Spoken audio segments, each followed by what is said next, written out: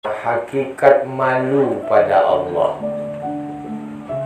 Al-haya'u minal iman. Malu itu bagian dari iman. Tapi tidak semua malu itu termasuk bagian iman. Ada juga yang malu itu memadu-malukan. Ngapa awak tak ke masjid? Malu aku, katanya. Ngapa awak malu? Iya, menengok bajuku tak secantik orang. Ini malu tak cocok. Jadi ibu-ibu, malu ni ada pada manusia, ada pada Nabi, ada pada Allah. Yang kita kaji kali ini, malu pada Allah. Apa syarat-syarat kita ini sudah malu sama Allah? Ini yang mau kita kaji. Istahyu minallahi haqqal haya. Mestilah engkau malu pada Allah sebenar-benar malu. Udah diciptakannya awak melawan pula, berarti tak malu. Dia menengok awak pula buat dosa, berarti tak malu. Yang paling dahsyatnya lagi, awak pula menentang dia. Lebih parah, tak malu. Tapi kadang-kadang banyak orang ni tak malu sama Allah, malu sama Allah. Apa kira-kira kriteria orang yang malu sama Allah? Yang pertama, man istahya minallahi haqqal haya falyahfaz ar-ra'sa wa ma wa'a. Kalau kamu memang betul-betul malu sama Allah, maka jagalah kepalamu dan apa yang ada di sekelilingnya. Saya mau bertanya, kepala awak ini apa-apa bagiannya? Mata, mulut, telinga, otak. Itu dijaga. Jagalah itu dan apa yang ada di sekelilingnya. Kalau orang malu kepada Allah, tidak akan dia bercakap membuat Allah marah. Awak ni kan kadang-kadang kehebatan kita ini bisa menjadi bunglon. Tahu ibu bunglon? Bunglon tu bu, kalau dia pergi ke daun hijau, berubah badan dia jadi hijau. Kalau dia pergi nanti ke daun koring, berubah badannya menjadi coklat. Kalau dia pergi nanti ke ibu, berubah badannya menjadi hitam manis. Karena ibu hitam manis, hilang manis tinggal hitam. Memangnya bunglon. Jadi kita ini kadang-kadang pala-pala alim, pala-pala marmulut, pala-pala mulut tu zikir saja lagi Allah, Allah. Pala-pala udah mencaut. Itu bahasa Inggrisnya bunglon namanya. Jagalah mulut. Jadi ada kejadian ya. Jadi anak SD masuk sekolah. Kan biasa kami tanya itu anak SD. Ketahuan lah bola ayah omak ni. Siapa namanya? Udin. Nama mama siapa? Mama. Namanya Nana, Mama. Jadi guru pun berpikir, oh, apa ayah kau memanggil mama? Oh, macam mana? Supaya tahu nama omaknya. Monyet, katanya muda. Ketahuanlah bahawa ayahnya selalu memanggil bininya mau.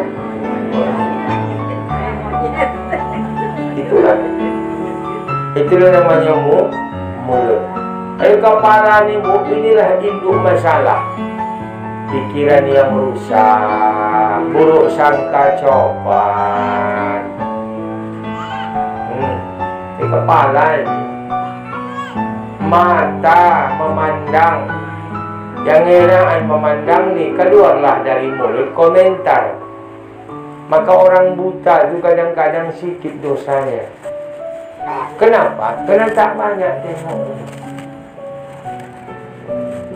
kawan dengan jenis pesawat, membawa menantu. Mana yang menantu kakak tu itu? Oh, mak donjol koningnya bayar. Ini orang ni pahlawan ini kak, kalau koningnya mendonjol ini kata la ilaha illallah. Inilah mata. Coba kalau tak nampak, yang tak ada komentarnya ya. Maka ibu yang mata ibu sehat, sesungguhnya itu lebih besar kemungkinan masuk dalam dosa ketimbang yang tak bermata. Kalau malu awak kepada Allah, jagalah mata bagus-bagus. Ya, macam laki-laki lewat nanti perempuan di mukanya, jaga mata. Jangan pala jelalatan. Memang orang tak nampak, apalagi pakai kacamata hitam, dia mana nampak? Tapi Allah nampak. Oh, mata awak tu bayar, kata Allah. Kena. Maka kalau malu awak sama Allah, jaga mata. Apalagi zaman sekarang, bu, ngori awak Indonesia ni. Mimpi aja ditangkap. Mimpi. Berarti kan ngori awak cakap. Mimpi aja awak cakapkan, tangkap. Siapa itu kejadian? Haikal, Ustaz Haikal. Dia bermimpi berjumpa sama Rasul. Diceritakannya mimpinya. Malah lapor ke polisi orang supaya ditangkapnya. Kayaknya ibu hati-hati membilang mimpi. Oh, ibu bermimpi aku tadi malam, ku fotokan kepada Pak Ustaz. Tiba-tiba ada melapor, tangkap ibu, awas.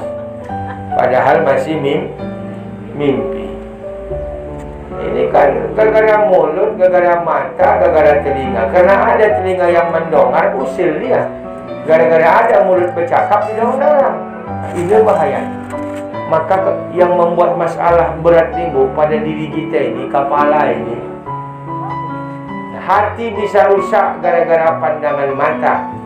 Hati bisa rusak gara-gara pendengaran telinga. Hati bisa rusak gara-gara cakap mulut. Kali jaga itu. Kalau memang betul-betul malu sama Allah. Kadang-kadang membaca Yasin orang agak tersalah sikit bacaannya. Oh iyalah kawan, dah tahu salah bacaannya, bayar dia pula lah hendak mengimami Yasin. Ada orang dah bikin telinga awak yang membaca Yasin. Tadi bersumpah semua hidup tak hendak aku baca Yasin lagi itu bayar. Lama-lama moncot. Gara-gara apa itu? Kepala dan yang ada di sekelilingnya. Kita jaga-jaga betul. Kadang-kadang tersilap, disitulah guna minta maaf. Ada gara-gara sikit aja udah berpecah kehidupan, berpecah bersaudara. Kadang-kadang gara-gara seluruh bersendang gurau main-main. Ya orang bukan pala apa, main-main. Kakak ni ku tengok yang makin janda makin gemuk. Kadang-kadang kena seluruh. Jadi macam mana menurut kau? Kata yang sampingnya pula, berarti sonangnya hatinya mati lakinya. Katanya pula, oh tak berseluruh tersinggung kawan. Jangan begitu. Kemudian awak jangan tipis kali telinga awak, sikit-sikit tersinggung. Sikit-sikit tersinggung. Ada begitu. Pantang sikit tersinggung. Kenapa ibu berhenti wirid? Payah. Mana menyinggung saja orang di situ. Jaga. Baik. Yang kedua, kalau kamu malu sama Allah, wal yahfazil batna, jaga kamu perut dan yang ada di sekelilingnya. Apa di sekeliling perut? Perut. Kemaluan. Sekeliling perut itu. Apa lagi? Hati. Jaga itu. Jadi mohon maaf, kalau yang dimasukkan ke perut itu yang haram, kemaluan bisa rusak. Apa rusak? Hendak berbuat dosa aja dia. Kalau yang masuk ke perut itu yang haram, mohon maaf, hatinya bisa rusak. Hendak takabur sum'ah ria saja kerjanya. Beramal suka ada ditengok orang, bekerja suka ada dipuji orang. Iya. Kalau tak dipanggil nama hajahnya, tahu hendak dia bangkit. Kepada Bu Hajjah, namanya misalnya kita bilanglah Mas Minah. Kepada Ibu Mas Minah diharapkan untuk mengasih kata sambutan. Tak hendak dia bergerak. Rupanya enggak ada hajahnya. 3 kali pula dia haji, sudah umrah sekali. kepada ibu hajah Masminah baru togak dia. Oh mak, ini hatinya yang rusak ni ya. Biasanya itu berpengaruh antara perut, berpengaruh antara kemaluan, berpengaruh antara hati. Kerana yang dekat di situ itu, anggota perut itu yang dekat itu dia hati-hati. Ibu jaga-jaga itu. Jangan sampai yang haram masuk ke perut kita, hati kita ikut jadi haram. Gara-gara masuk yang haram ke perut, kemaluan kita ikut jadi haram. Ondak merbulut aja kerjaan. Adanya bini di rumah, sibuk nak mencari bini orang. Ada. Ngeriak melengok begitu. Pantang silap, bini kawan pun pantang silap juga. Yang pantang silap tambah pantang silap, silap-silapan terus. Masya Allah. Ada itu. Bini pantang ditengok langsung melawan. Laki pantang ada kesempatan langsung mencari. Tiba-tiba masuk ke kamar orang. Bahaya. Ketangkap pula tu. Kenapa bisa masuk ke kamar orang? Salah masuk. La ilaha illallah. Jadi kalau malu kepada Allah, jagalah perut dan yang sekeliling perut. Jaga-jaga. Yang berikutnya, wal yadhkuril mauta wal bala. Kalau kamu malu kepada Allah, ingat, mestilah kamu jangan lupa mati. Itu ciri-ciri malu sama Allah. Jangan lupa mati. Sering-sering ke kuburan. Paling tengok tidak lewat kuburan. Kalau ibu sudah aman lah, tiap hari lewat petualang. Siapa rumahnya dekat tualang, paling mantap. Ya. Kenapa? Itu cara untuk tidak lupa mati. Tapi kau tengok, walaupun dekat kuburan tualang rumahnya, lupa juga dia mati. Pas datang ke setan yang endeng-endeng, melompat-lompat juga dia. Berarti tak lupa dia maaf, lupa dia mati. Wal yadhkuril maut, sering ingat mati. Makanya ada seorang ulama menjual rumahnya. Mahal dijual rumahnya, padahal rumahnya colek luar biasa. Kenapa kau mahal kali jual rumahmu? Apa kali harga rumahmu di tanahnya sempit, rumahnya bolong-bolong, lantainya tak pada bagus, atapnya tak pada menteren. Kenapa mahal kau jual? Bukan itu yang mahal kawan. Rumahku pinggir kuburan. Kuburan ini bikin mahal. Asal ku buka jendela, ingat mati. Buka jendela, ingat mati. Tak buka malam, kuntilanak berani. Rupanya kuburan ibu mengingatkan, menasihati. Tak usah pakai ustaz. Kuburan itu aja ustaz ibu. Duduk ibu di kuburan itu. Oh, baiklah. Kapanlah aku masuk ke dalam kubur ini? Iya kan? Ini awak mengkapling rumah bisa. Bahasa dokah untuk buat kaplingan kuburan awak pun tak ada. Ingat, bukan awak membuka-buka aib. Gara-gara ada tanah wakaf, tak pun orang berfikir untuk kuburan. Ada yang tanah wakaf, ada tanah wakaf, ada tanah wakaf. Boleh rokok bisa. 30.000, 20.000 satu hari. Mempersiapkan kaplingan kuburannya pun tak bisa. Macam mana maksud itu Ustaz? Bolehkan ke batu bata, bolehkan ke semen, wakafkan ke masjid. Inilah ganti kaplingan kuburan kubaya. Bolehkan ibu ke bosi, wakafkan ke sekolah Ustaz Badar. Inilah kaplingan kuburanku. Nah, itu. Ini kapling kubur awak, jangan kapling rumah aja bisa Pak. Wal yadhkuril maut, ingat mati. Nah, itulah gunanya kita wirid Yasin. Kalau yang bersuluk, kalau yang berjauhlah, kalau yang bermajlis taklim, supaya ingat mati. Ya kalau awak pula wirid Yasin yang awak ingat aik sejornih kapan jalan-jalan akhir tahun, ini bukan wirid Yasin namanya. Wirid aik sejornih. Tengok belakang ni banyak omong-omong aik mati ke sejornih tu tengok. Jalan-jalan ek sejornih. Timur. Padahal talsim pun jernih juga Nyai. Beda-beda tipis. Ya kan? Nah, jadi ingat mati, ingat mati. Di rumah 1 hari sekali. Di rumah 1. Makanya kalau kita lewat di kuburan agak lambat sedikit berkereta.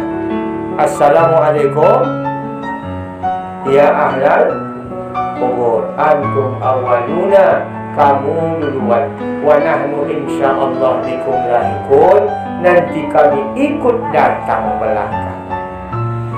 Ya. Kalau awak sudah mengingat mati, ingatlah awak takut mencari bekerja yang haram. Takut awak mencari makan dari yang haram.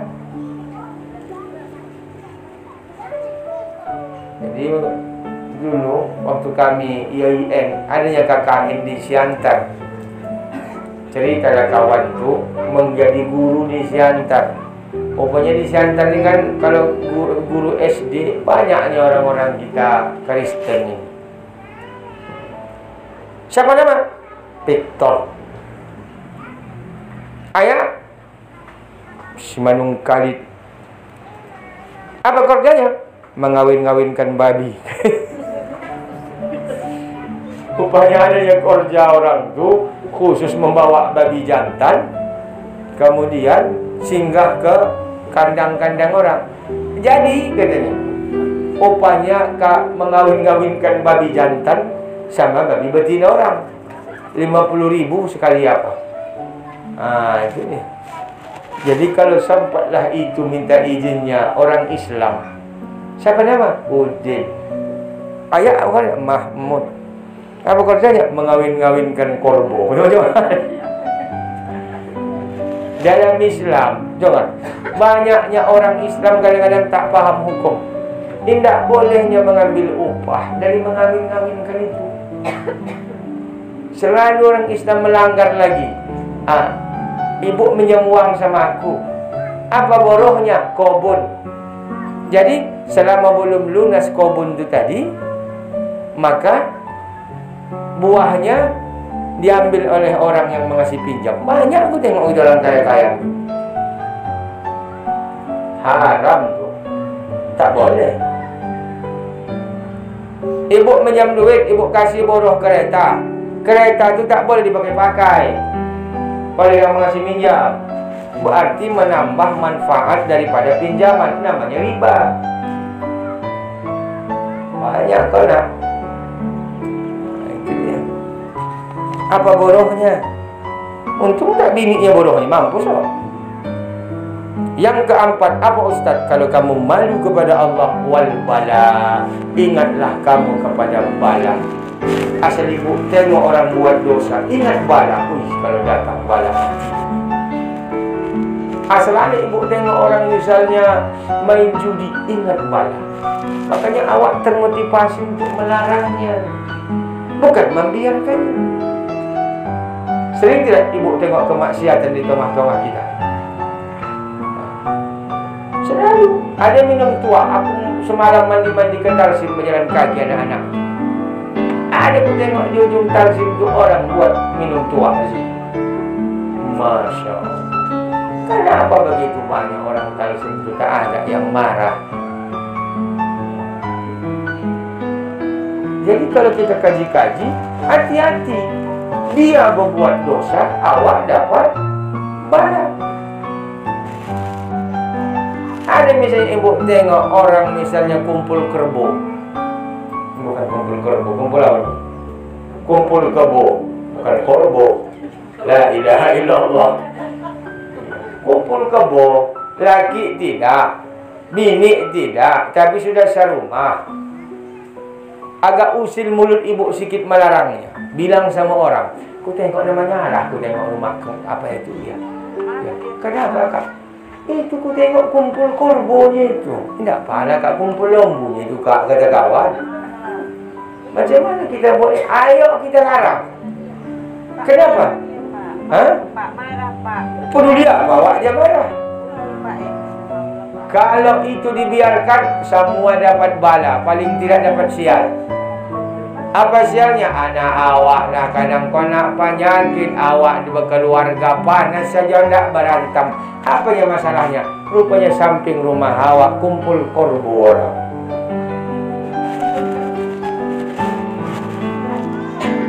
Banyak tuh Bu. Sampai Pak bilang yang tadi.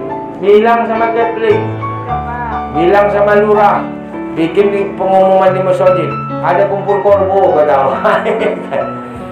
Itu perlu diselesaikan. Kalau tidak, balas sama awak. Aku bacakan dulu hadis ayat Qur'annya. Wattaqu fitnatan la tusibanna alladzina zalamu minkum khassah. Hati-hatilah kamu bala yang tidak hanya mengena kepada orang yang berbuat dosa saja. Berarti kemana konaknya? Kepada orang yang sekeliling. Oh, hati-hati. Bikin razia kumpul korbo. Ya, siapa ketahuan suruh ditanduk korbo dia.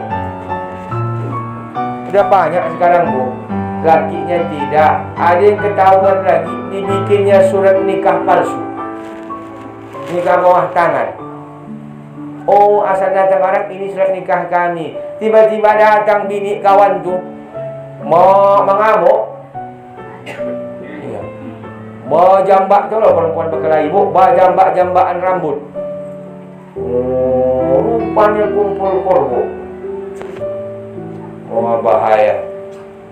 Jadi wal bala, pikir-pikirkan, jangan sempat ada bala. Asal ada maksiat bilang, laporkan sama orang-orang yang berhak.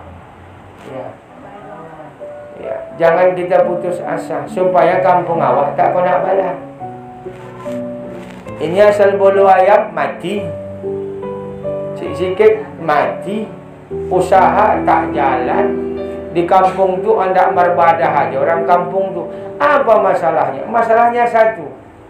Wa may yuridillah ayyudillahu sadrahu yaj'al wa may yuridillah ayyudillahu yaj'al sadrahu tayyiqan haraja.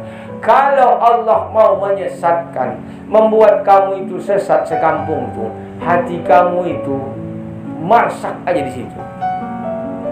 Oh, enggak ribut saja. Gara-gara apa? Az-dzunubu syu'mun. Dosa itu membuat bala sial. Jangan biarkan. Jangan awak tenang kalau menengok ada maksiat di sekeliling awak. Laporkan ke pemuka masyarakat, laporkan ke Kepling, laporkan ke lurah, bikin surat tanda tangan orang yang ada di sekeliling kampung itu, bahwa kami tidak suka terhadap terjadinya kumpul korbo. Nah, itu dia.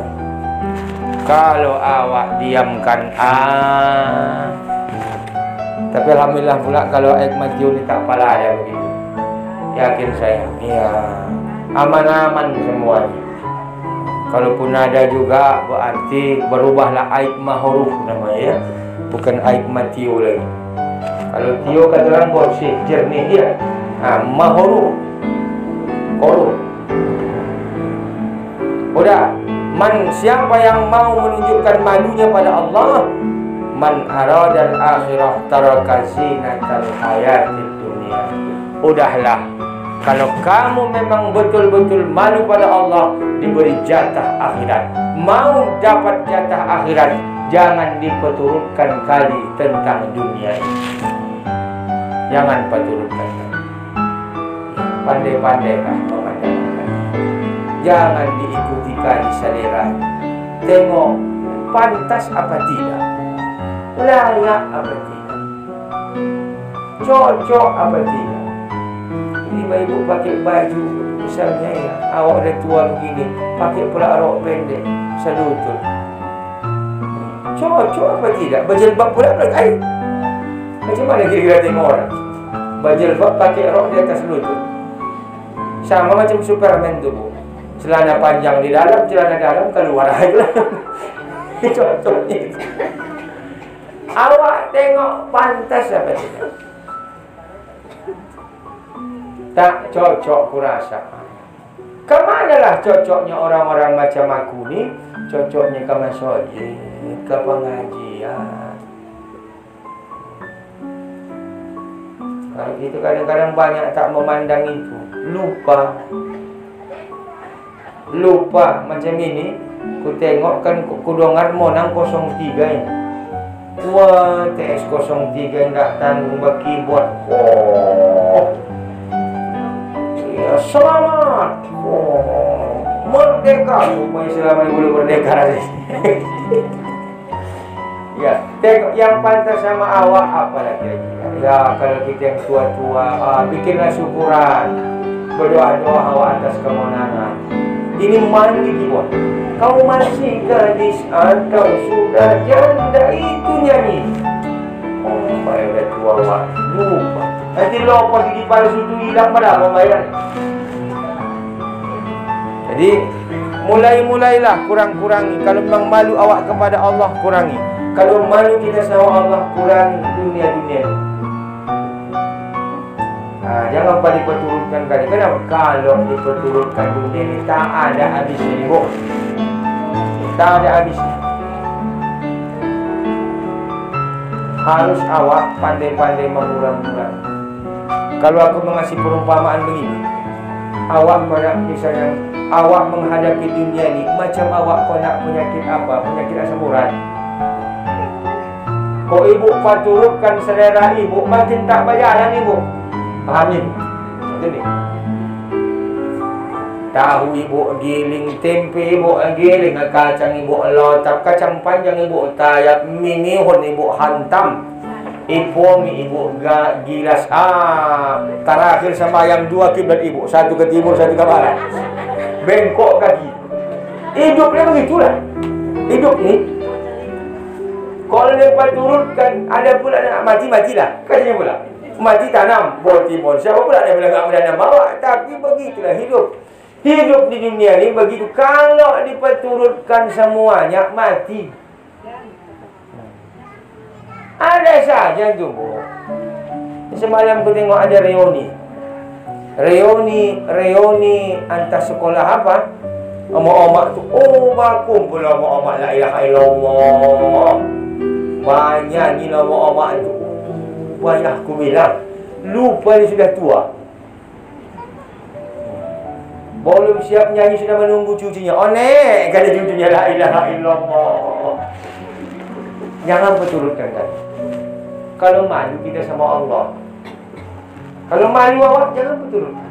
Ingat, kehidupan ini bu, di saat bahagia, bayangkan ada kesusahan dan musibah. Di saat awak memandang musibah, menghadapi musibah, pandanglah kebahagiaan ada di depan.